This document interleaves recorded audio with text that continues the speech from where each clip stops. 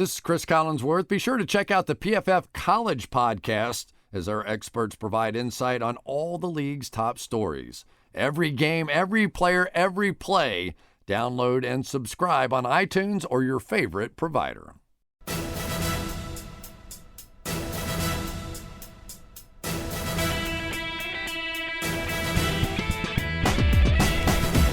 Hello and welcome back to the PFF podcast. Super Bowl 51 is done, it's over, it's finished, as is the 2016 NFL season. Mike, we've made it to the end.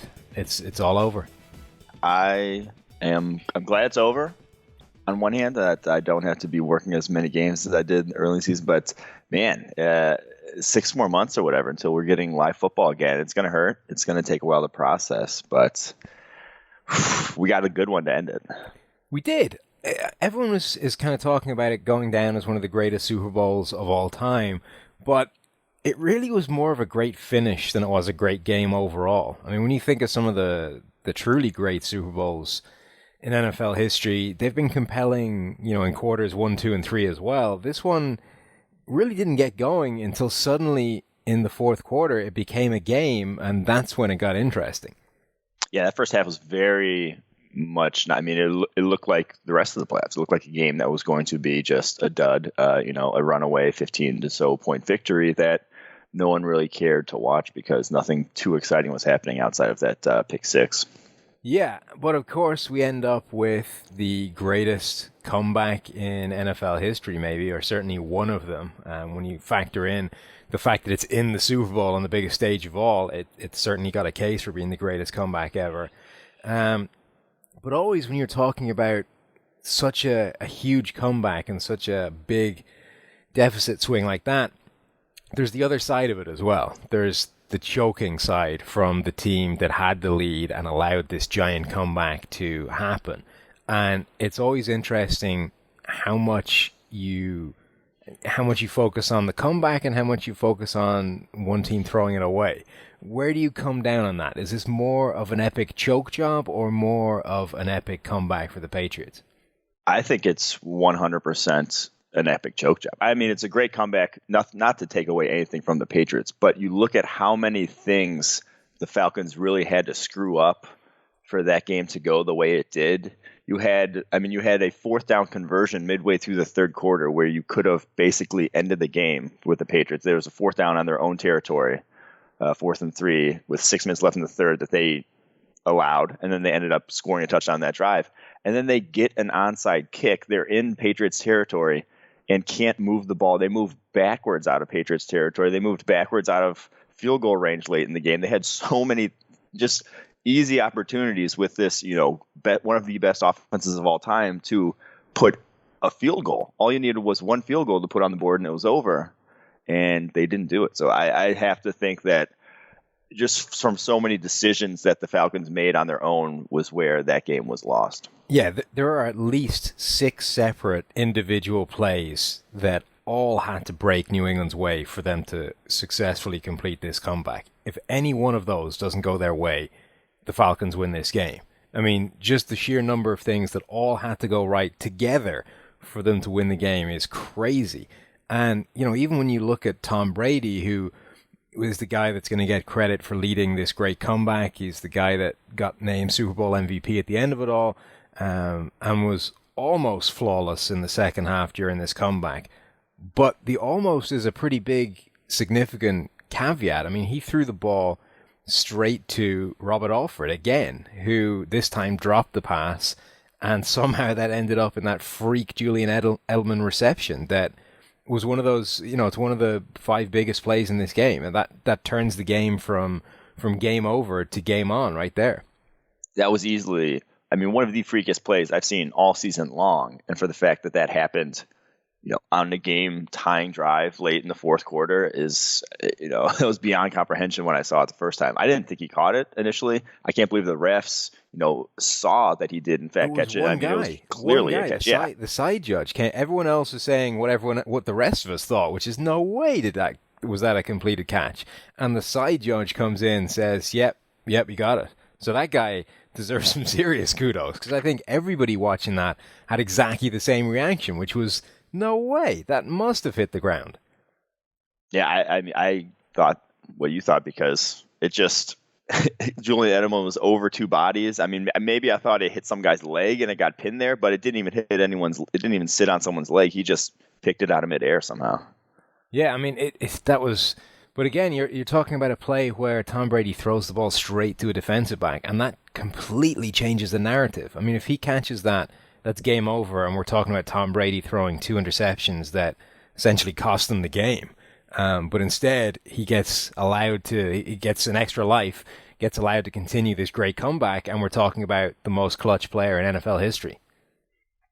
No, it is crazy. But I mean, it's not like you can't give him the credit for everything else he did. Yes, one mistake, Sure. One break to go his way. Yeah, you're down 25 points. You're going to need a break. You're going to need a few breaks to go your way to win that game. But man, there's just no quarterback better at I don't want to get into the greatest of all time debate right now, but there's no quarterback better that I've ever seen who, when he has to throw the ball, when the other team knows that they're going to be throwing the ball, when it's, when you have no threat of the run, when it's just all on the quarterback, there's no quarterback I've seen who's better because he can mix in the short, quick pass game with some deep passes to keep the defense off balance and keep the pass rush at bay and move the ball down the field that way. That's all what he did for 4 straight drives there at the end.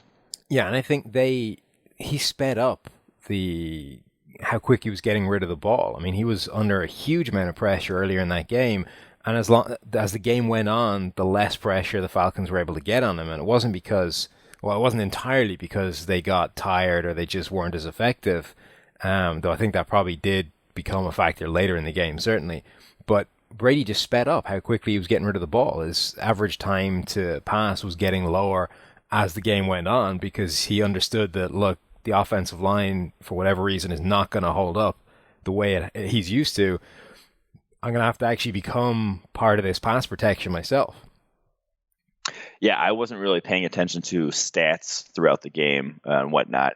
And I was just floored at the end when I saw, oh my God, Tom Brady had 70 dropbacks and Matt Ryan had something like 28. Like it was over double the amount of dropbacks from Brady to Ryan. And like, I didn't think Ryan played great, but you look at his stats, he only attempted 23 passes and had something like 280 yards. At one point, the Falcons were 21-0 up, and Matt Ryan had attempted, I think, 8 passes. Like, it was ridiculous. They were barely on the field for huge portions of that game.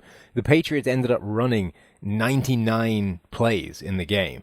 Now, 6 of them were nullified by penalties, which is why you see a lot of other people with the 93 as a figure. But, I mean, that's the most number of plays that have been run by any team in the NFL this season across 267 games or whatever it is, including the postseason and the regular season. And it's the most by, I think, 5. It's the most by a significant distance. The 26 defensive players have played over 90 snaps in a game this season, and the Falcons own 6 of them in this game alone, including the top 5. I mean, they had a couple of guys that played every single snap, 99 defensive snaps. Keanu Neal, and both the rookies, Keanu Neal and Deion Jones. And by the end of the game, those guys were just out on their feet. They were wrecked. Yeah, I mean, you can't physically rush the passer that many times. A lot of people talk about the running game tiring people out, but the passing game tires defensive linemen out way more because you're actually firing off the ball in the running game as a defensive lineman. You're kind of just sitting there, holding onto a block, playing patty cake with a guy. In the passing game, you're actually, as going all out 100% every single snap, and that tires you out way faster. And that's why over the last 15 snaps of the game, or last 15 dropbacks of the game, they didn't get pressure on Tom Brady once, which is you're not going to win at that point. So I tell you, one of the most interesting plays in this game, because I think it's a turning point of the game, and yet it happened before there was any comeback that needed to be made. And we talked in the preview show about the Patriots were going to need to figure out what kind of game this was from a running back standpoint. They were going to decide whether it was a LeGarrette Blount game, whether it was a James White game, a Dion Lewis game, and that's what they're going to run with. And in the first quarter, they seemed to have decided that this was a LeGarrette Blount game. He was being ridden pretty significantly. He was going to be their running threat, pounding into that lightweight Atlanta defense, and then Blount fumbles the ball. And this is 0-0. Nobody's put a point up on the board through the first quarter. LeGarrette Blount fumbles. The Falcons recover. They end up putting the first point to the board off the back of that turnover. But I think crucially that actually spurred this New England offense because it meant they changed. They went away from LeGarrette Blount because running backs that fumble end up in Bill Belichick's doghouse. And it became a James White game, and the Falcons could not match up with James White. I think that, did to some degree, but I think the score is going to at some point end up dictating that as well. So I do agree that getting Blunt out of there was the right decision. It just wasn't, that game plan wasn't working. They weren't consistent enough in terms of, getting those third down conversions that you have to when you're running the ball to keep pounding it like they were. So I think that, but that change was going to be dictated once they dropped down 28-3 or whatever anyway. So, one of the other things that I think is perhaps most ridiculous in this game was the play of Nate Solder, who had been a really good offensive tackle for most of the season. And actually it's contrasted by how well Marcus Cannon played on the other side. Cannon had an excellent game, one of the best games of his season, even if he allowed a little bit of pressure coming off that right side. But Solder was just a turnstile going up against Dwight Freeney. Yeah, I mean, that's Dwight Freeney, though. Dwight Freeney has owned... He 137 years old. He owned David Bakhtiari the week. It's not, there's really nothing you can do against that spin move if you aren't completely expecting it to be coming. You can't... It's just will be unstoppable until he's 45, 50. I don't know how long he's going to last. I'd still said when he left, when the Colts got rid of him, he was still one of the best pure pass rushing threats in the NFL. And for teams to just treat him as an afterthought every year after that has been ridiculous. He was the reason why the Cardinals defense was so good a season ago. He's the reason why the Falcons defense in the playoffs has been so good. He's legitimately still a top-tier pass rusher, was the best pass rusher in this game still. Nate Solder allowed 10 total pressures in his last 9 games coming into the Super Bowl and allowed 12 in the Super Bowl alone. I mean, he was just like a complete and total turnstile. I mean, he caused several of their biggest negative plays in the game. Yeah, I mean, it was Dwight Freeney effect. Like, I don't know what to tell you. Dwight Freeney's good. That's... Sorry, Nate Solder. You got to hand it to you. I mean, I think we know that Dwight Freeney is still good and he's still an effective force and, still capable of influencing a game. But I don't think anybody was going into this game saying that Dwight Freeney is one of the keys to this game. Oh, no, they did come out in that first half and get far more pressure than I ever imagined that they would on Tom Brady. I think it was over the first 10 or so plays, he was under pressure over 50%. Like it was even at halftime, it was close to, I think it was 45% he had been under pressure in terms of dropbacks. That's just fairly ridiculous, something that no one really saw coming because of how good the Pats offensive line has been and how just, pedestrian a lot of people thought the Falcons defensive line was, but they were winning up front consistently.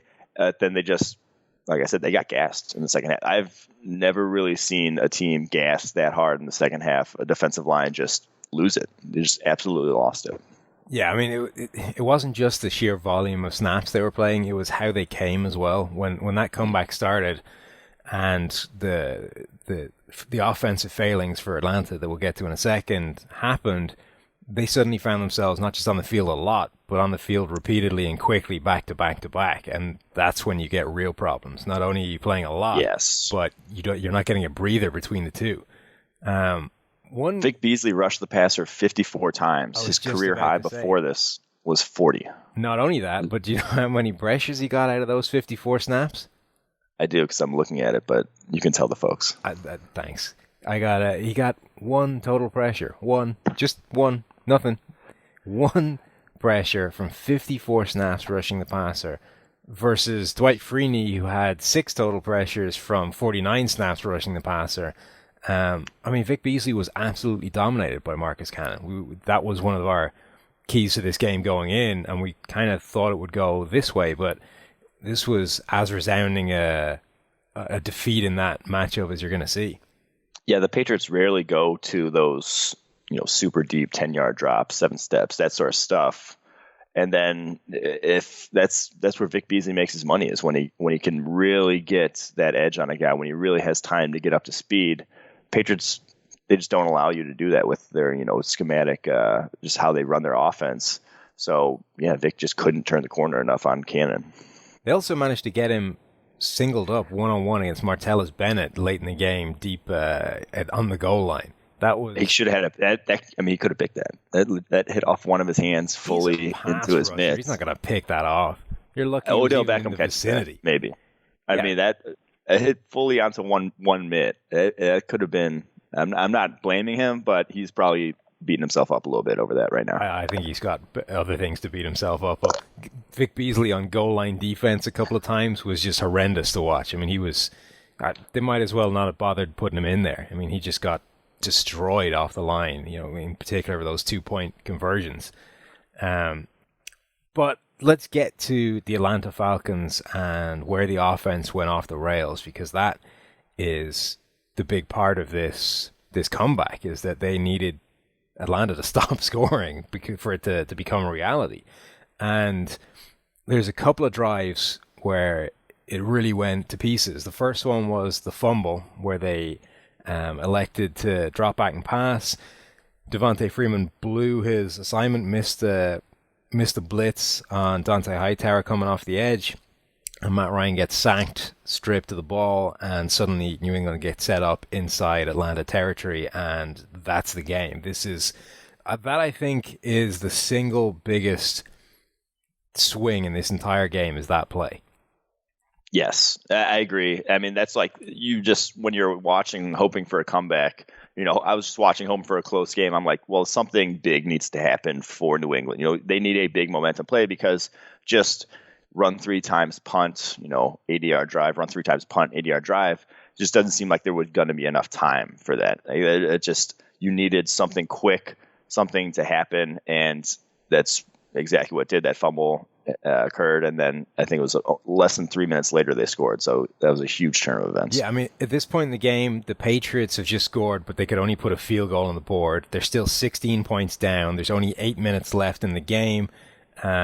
The Falcons are looking at 3rd and 1. If they convert that, it's probably game over. They can, even if they don't do anything else in that drive, they can take another couple of minutes off the clock and punt the ball away, and New England are looking at another long drive just to try and get it back within a 1-score game. So that was just huge. And when you look at how it happened, this is the interesting thing. It's that Kyle Shanahan is getting a lot of criticism after the game, and I think to a certain extent deservedly so, for getting too aggressive and going for these passes and not just running the ball when they could have. But this particular play, I don't really have a problem with, because it's 3rd and 1, which is, it's a running down for some teams, but it's a passing down for others. They were showing pressure at the line, but they had the guys to pick it up. They had 5 offensive linemen, obviously, and then Devontae Freeman was looking for the blitz as well. So it should have been picked up. There shouldn't have been a free rusher on this play to come. And at that point, Matt Ryan has the time to find his receiver, picks up a first down, and you're praising them for being aggressive and going for the jugular and basically closing the game out like that. No, I don't 100% disagree with it. I more disagree with the fact that they threw 15 times in the second half without only using 2 play action passes. They basically didn't stop doing drop back passes. They didn't utilize the fact that they were up, that they had this big lead, and that New England, was keying up to stop the run, to sort of, get these drives close. When they have the best play action game in the NFL, they had over the years, over the course of this season, they used play action more than any other team. They were more effective at it than any other team. Even in this game, Matt Ryan went 5 for 5 for 117 yards off play action, and they used it only twice after halftime. They only had 2 play action passes after halftime. I don't know what to like. I just think that was your biggest weapon. That was the biggest advantage you had going into the second half, and you just completely abandoned it in lieu of this drop back passing game that ended up with sacks and fumbles that you couldn't afford to have at that point. This was also an interesting play because it was essentially a blindside hit from the open side, which is, oh yeah, I always think that's Steve's favorite. It's Steve's favorite thing. We talk about these blindside pass protectors, and that's why the left tackles get all the big money. But if the quarterback is working the left side of the field, the right side is going to be his blind side because he's not going to see that guy coming. And that's what we saw here. Dante Hightower rushes clean past Devontae Freeman, and Ryan never sees him coming until it's too late. And he's drilled basically from the side, loses the ball on what is effectively a blindside hit coming from the right side of the offensive line. But then there's one more later on, which was the other sort of dagger drive, which is, again, the Patriots took advantage of that fumble. They scored. They got it back to this one-possession game. But then the Falcons get the ball back, and they rack off a big gain by Devontae Freeman. They get into field goal range with a Julio Jones ridiculous catch. I mean, the Julian Edelman was freaky. It was, unbelievable catch in terms of how on earth did it actually happen. But the Julio Jones one, I think, was a far more impressive feat from a wide receiver. Like full extension, toe tap swag on the sideline. It was a great. You did not just say swag. Oh, I did. That hurt to hear. And I think it was a great throw as well, because that was that kind of post. Oh no, that was fantastic throw. Like there was a window the size of a foot over the top of the defender there that he could put it in, and he put it there. And it was only there because that was that sort of post out route that Julio Jones has been killing guys with all season, and Eric Rowe actually played it perfectly because obviously he had some help over the top, but he stayed underneath it. He didn't get suckered in by the inside fake, and was exactly where he should have been, underneath that route the whole way, and Matt Ryan just put it a foot over his head, just enough so that Julio Jones could pluck it out of the air and then drop with both feet in bounds, and this set them up in field goal range. And at this point, from this moment on, it's harder to lose the game for the Falcons than it is to win it. Yes. It's like people said, in retrospect, 3 knees and a field goal they probably would have won. Yeah, I mean, this is what 3 minutes and 56 left on the clock when they line up for the play that got them in real trouble. Again, they decided to pass the ball, which this is where you, I think, can take issue with Kyle Shanahan. Is, like you say, 3 knees and a field goal, and at this point, I think it was a 39-yard attempt for a kicker that's 22 from 23 inside of 40 this season. This is where it should have been. Just play conservative. All we need is the extra score, because it makes it a 2-score game, and with under 4 minutes on the clock, that becomes a real big problem for New England. But instead, they decide to pass it and go hyper aggressive. And if you're going to do that, the one thing you can't do is take a sack. You can't come out of field goal range. If you do anything else, just anything short of turning the ball over or taking yourself out of field goal range. Wait, Sam, you can take 1 sack. You can't take multiple sacks because you're still at the 20. You're still at the 23 at that point. A 1 sack even just puts you at the 50. I mean, it's a little more difficult of a field goal, but in no way do you think you're not coming away with points there. I think that's why they ended up passing, is because in no way did they think, oh, we're going to move backwards 20 yards, 22 yards before we end up, having to punt the ball away. That just almost never happens. Yeah, but part of the problem but it does sometimes, is the other thing. But it does. Yeah, and it's going to happen more when you lose 12 of them on the first go. If the sack had been for 7 yards or whatever, that's less of a problem because, okay, you've moved yourself back, but you're still in field goal range. 12 yards is already putting you at the further reaches of Matt Bryant's field goal range at that point. You're already digging yourself a major hole. And then, yes, the obvious issue is you get 9 of those yards back with a pass to Mohamed Sanu, and then you get called for holding. And that completely torpedoes the whole thing.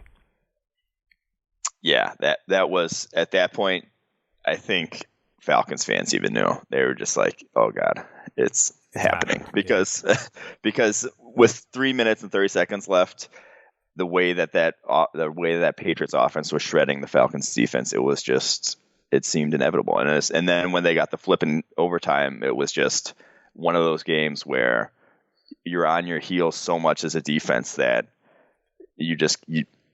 everyone's deflated. Even the guys on the field seemed deflated, and it was just over. Yeah, I mean, at the point that it went to overtime and they lost the coin toss, I think everyone just knew. I mean, this is only going one way now. Like, we don't have the ball. The only way they were going to win the game in overtime was if they got the ball first, and they could at least attempt to put some points on the board, because there was no way they were stopping the Patriots.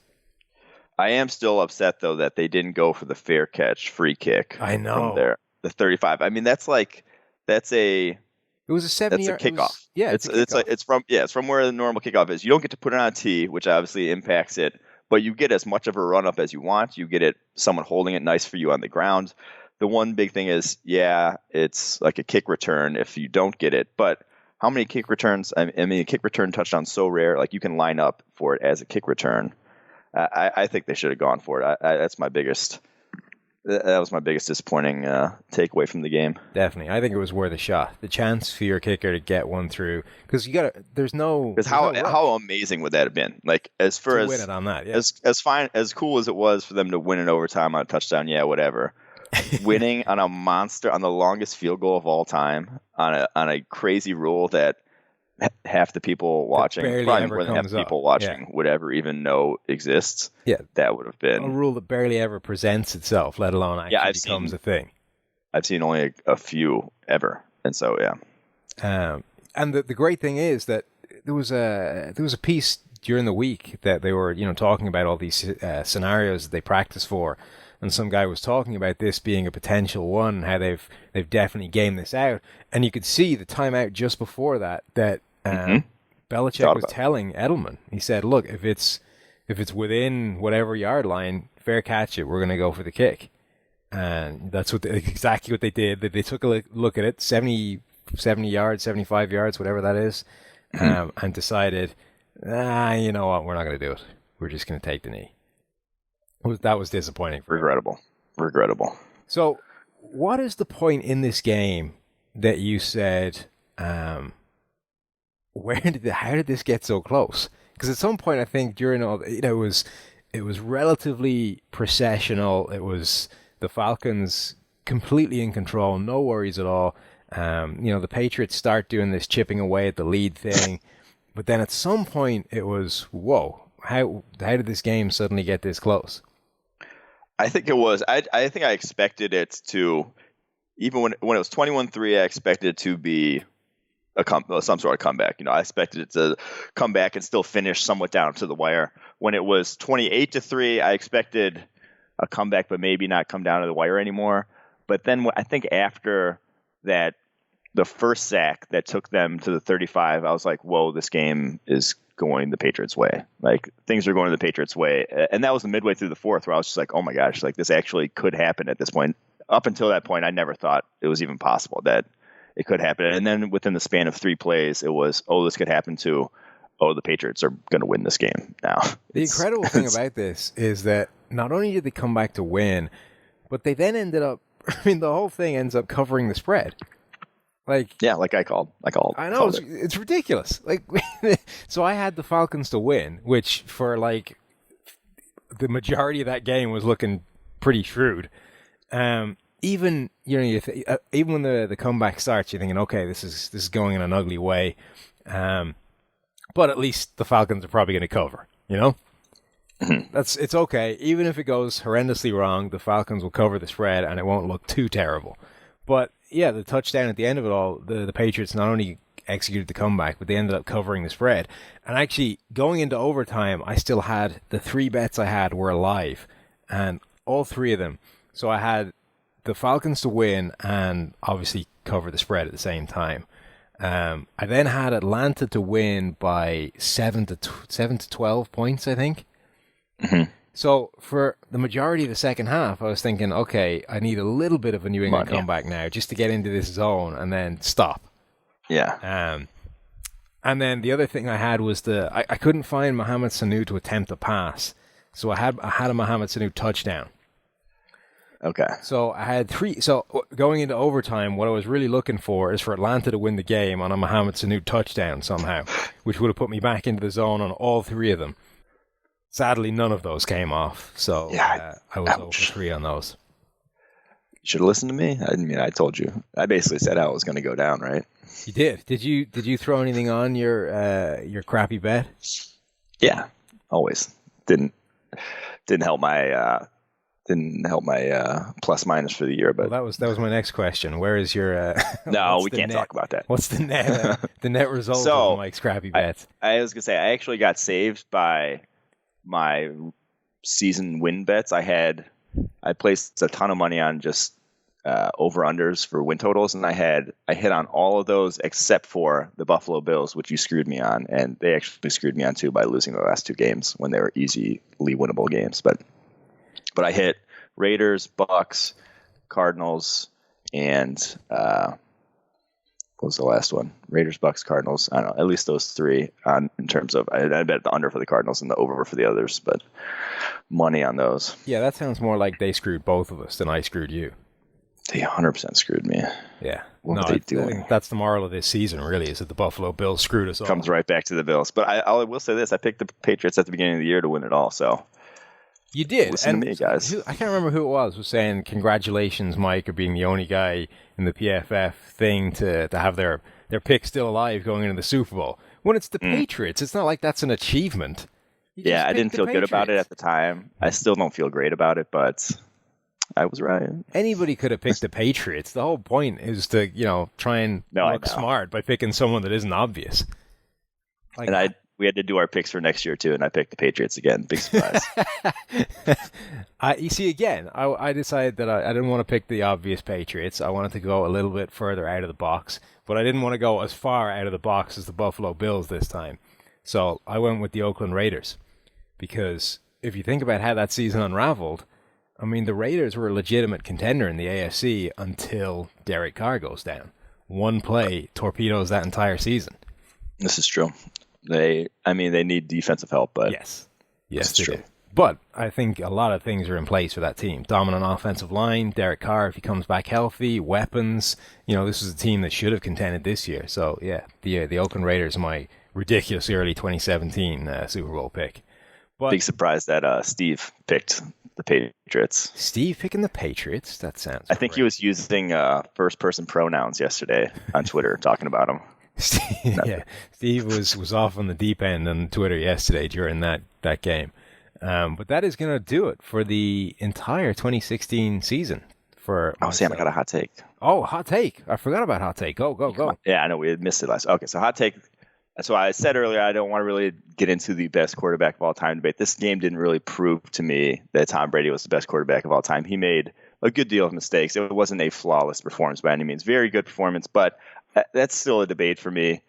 It's not completely over. What isn't a debate for me, though, and what last night's game did prove, was the fact that this is the greatest stretch of defense in modern football history.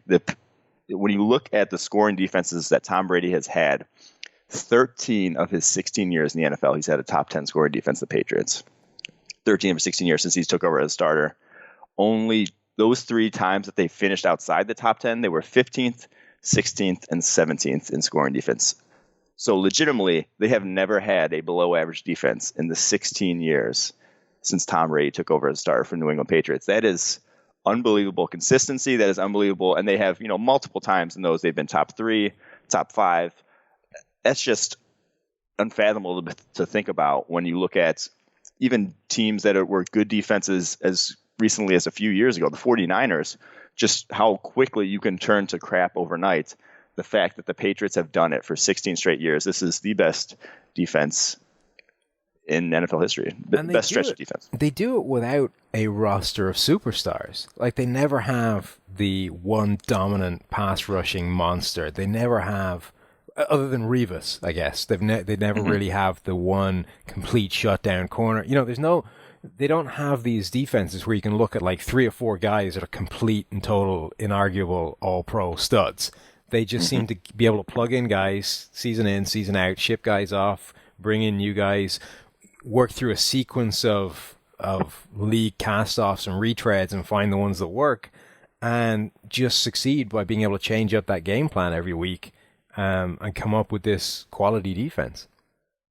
And even on Sunday. They went a quarter and a half without allowing a single point to the best defense in the NFL this season. It was averaging like 40 something a game for the past few games. Yep, and that's what won them the game as much as anything they did offensively. Yeah, I think that's good. That's not even a hot take. It's just a truth bomb right there. There you go. Truth bomb. But that's going to do it. That's me and Mike done for the 2016 season. We're going to continue this podcast through the off season. We will, I think, have a weekly podcast with myself and Mike as usual, and then we're going to introduce, instead of the preview podcast, we're going to start talking draft, at least all the way up until the draft, and then we will reevaluate again what we're going to do after that. But hopefully you've enjoyed listening to our ramblings throughout the regular and postseason. That's us out of here for today. Hope you enjoyed. Take it easy.